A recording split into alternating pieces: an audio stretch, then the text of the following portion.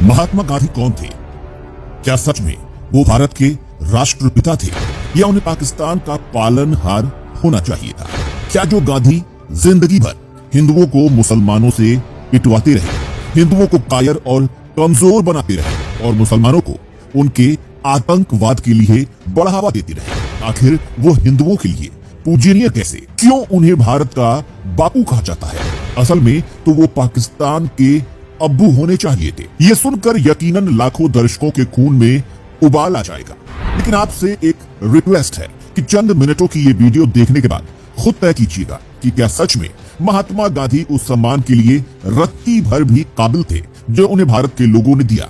चलिए कुछ पॉइंट्स से समझते हैं, तो वीडियो को अंत तक जरूर देखिए। 29 मई 1924 यंग इंडिया की एक पत्रिका में गांधी जी का कहना था कि उन्हें मदन मोहन मालवीय, लाला लाजपत राय और स्वामी श्रद्धानंद पर रत्ती भर विश्वास नहीं है क्योंकि वो मुसलमानों के दोस्त नहीं है। वहीं उसी पत्रिका में ये भी लिखा था कि उन्होंने महर्षि दयानंद की लिखी सत्यार्थ प्रकाश से ज्यादा निराशाजनक पुस्तक आज तक नहीं पढ़ी।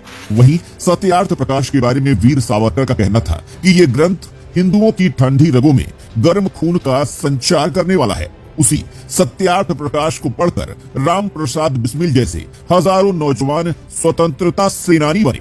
26 दिसंबर 1926 को कांग्रेस की मीटिंग में गांधी ने श्रद्धानंद जी को मारने वाले अब्दुल रशीद को अपना भाई बताया और 30 दिसंबर 1926 को अब्दुल रशीद की वकालत के लिए खुदा किया। 6 अप्रैल 1947 को गांधी ने अपने भाषण के दौरान मुसलमानों के हाथों हुई हिंदुओं की हत्या को हिंदुओं की कुर्बानी बताया। 24 जुलाई 1947 की प्रार्थना सभा में उन्होंने स्पष्ट रूप से कहा कि देवनागरी लिपि कभी भी भारत की राष्ट्रभाषा नहीं बन सकती।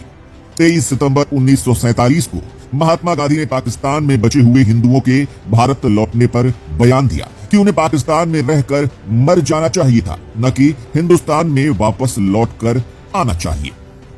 अक्टूबर 1947 में कश्मीर पर पाकिस्तानियों के हुए हमले के दौरान गांधी जी ने बयान दिया कि कश्मीर के लोगों को आक्रमण करने वालों के खिलाफ आवाज नहीं उठानी चाहिए। अगर हमारे सैनिक लड़ाई में मरते हैं तो ये हमारे लिए गर्व की बात होगी और हम खुशी से नाचेंगे और गाएंगे। अगस्त 1921 में बारबर मोपलो के मुसलमानों ने जब हजारों हिंदुओं को मारा, महिलाओं के तिरस्कार किए, हिंदू परिवारों को जिंदा जलाया और जबरदस्ती उनका धर्मांतरण कराकर मुसलमान बनाया गया और सैकड़ों हिंदू औरतों ने उनके कार से बचने के लिए कुएं में कूदकर जान दे दी। तब गांधी और उनके चेलों ने इस कांड को जनता से छुपाने की भरसक कोशिश भी की और मुसलमान को खुदा का बंदा कहा और कहा कि वो अपने मजहब के लिए ही अत्याचार कर रहे थे। गांधी जी हमेशा हिंदुओं पर होते रहे अत्याचारों को छुपाकर मुसलमानों को बढ़ावा देते रहे और हिंदुओं को पिटवाते और मरवाते रहे। 19वीं सदी में जब मुसलमानों ने श्री कृष्णा और महर्षि दयानंद को नीचा दिखाने के लिए कृष्णा तेरी गीता जलानी पड़ेगी और 19वीं सदी का महर्षि नाम की किताब प्रकाशित की तो इस पर गांधी जी मौन रहे। लेकिन इसके प्रत्युत्तर में जब महाशय राज्यपाल ने रंगीला रसूल प्रकाशित कर हजरत मोहम्मद के बारे में कुछ लिखा तो इस पर गांधी ने इसे आग भड़काने वाली किताब कहा और मुसलमानों को भड़काने के लिए कई टिप्पणियां लिखी, जिसके परिणाम में 6 अप्रैल 1929 को महाशय राज्यपाल का कत्ल कर दिया गया। लेकिन इस पर भी गांधी के कलेजे को ठंडक नहीं मिली और 18 अप्रैल 1929 को राज्यपाल की मौत के बाद जब उन्हें धर्मवीर और हुतात्मा की कीर्ति मिली तो इनकी पदवी का बहिष्कार करते हुए गांधी ने कहा कि राज्यपाल को वो कीर्ति मिली जिसके वो योग्य नहीं थे, उनकी हत्या हुई थी, न कि वो शहीद हुए। 16 अगस्त 1946 को बनी मुस्लिम लीग के तहत जब हिंदुओं पर मुसलमान अत्याचार करते थे, उन्हें मारते पीटते थे, तब गांधी ने 10,000 से ज्यादा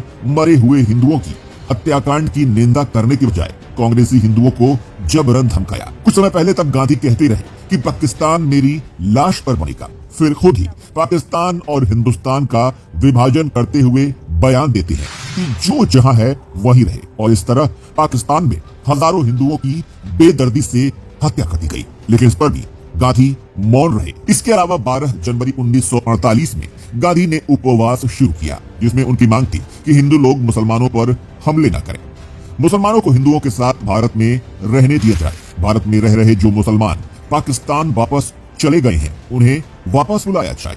जो हिंदू पाकिस्तान से भारत आकर मुसलमानों के घरों में रह रहे हैं उन्हें घर से निकाल दिया जाए। मुसलमानों की मस्जिदों की दोबारा से मरम्मत कराई जाए और विभाजन के दंगों के दौरान मुसलमानों को जो हानि हुई है उसका मुआवजा मिले और पाकिस्तान को 55 करोड़ रुपए अपने देश के लिए दिए जाएं।